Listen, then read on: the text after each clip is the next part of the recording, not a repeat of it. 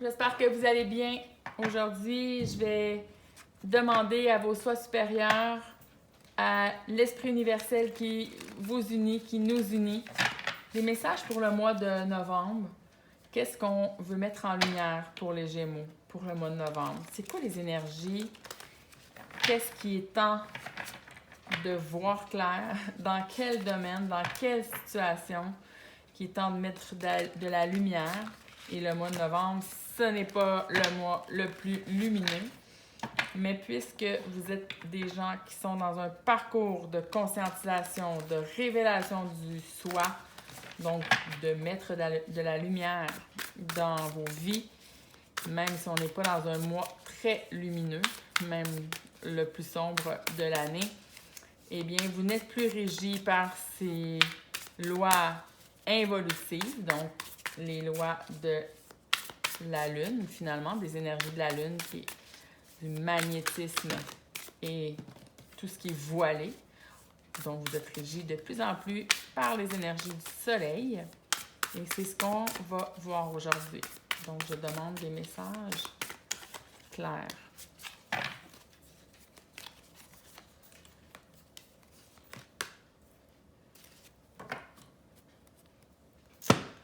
Donc, allons voir.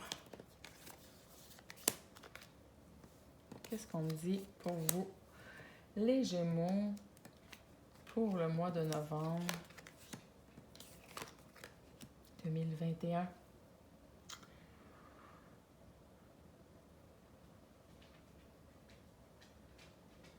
Il y a une passion ici qui va se mettre en place. Passion pour vous-même. Vous entrez dans une phase de votre vie où est-ce que vous vous choisissez, où est-ce que votre monde intérieur devient la priorité, où est-ce que vous êtes prêt à tout abandonner. Il y a comme une question de « je me fous de ce que le monde extérieur me propose, je n'accepte plus ça. Ce n'est plus des choix qui me correspondent, donc on n'accepte plus les choix qu'on nous dicte, mais on crée nos choix. » Il y a une question ici de feu intérieur incroyable, d'une énergie féminine, de créativité absolument magnifique. Je ne sais pas comme si vous ressentez ces énergies-là pendant que je vous les transmets, mais c'est émotionnel pour moi. Il y a quelque chose qui fait que vous avez tellement été abusé par l'injustice que vous avez décidé profondément dans votre intériorité de vous foutre complètement de cette injustice et de créer, de laisser, avant tout, de laisser ce monde d'injustice qui n'a pas de sens pour vous, pour aller vers la création de vos propres énergies, vers la création de vos propres choix, des nouveaux choix. Et donc de créer votre propre monde. C'est vraiment magnifique. Je ne sais même pas quoi dire de plus que ça. Donc on refuse les choix qu'on nous présente et on se crée des nouveaux choix. Vous êtes porteuse, porteur d'énergie de renaissance. Vous portez en vous la semence de ce nouveau monde et c'est maintenant le temps de vous déployer, de déployer ce que vous portez comme essence au plus profond de votre être. C'est magnifique. Wow! Ces cartes m'inspirent énormément. C'est un nouveau jeu que j'ai commandé. C'est un jeu qui m'a interpellée et je suis très contente de l'énergie que je reçois avec ces cartes-là. Donc, ça me permet d'éclairer beaucoup de choses. On me dit que plusieurs d'entre vous voyez clair dans le monde extérieur. Voyez comment il peut y avoir des gens complètement inconscients, pas en capacité de se soutenir, pas en capacité d'être solides dans leurs bottes, pas en capacité de créer un nouveau monde. Et ça, c'est difficile parce que vous devez quitter certaines relations, certaines personnes que vous aimez énormément, qui ne peuvent pas suivre, ils n'ont pas la capacité de se soutenir et ils vont être aspirés par la vague d'un collectif inconscient. Ça fait partie du chemin. Il y a quelque chose qu'on doit accepter dans ça.